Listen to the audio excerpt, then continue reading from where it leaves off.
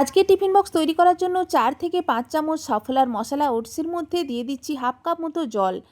জল দিয়ে 15 মিনিট ঢাকা দিয়ে রেখে দেবো, ফলে ওটস কিন্তু অনেকটাই সফট হয়ে আসবে।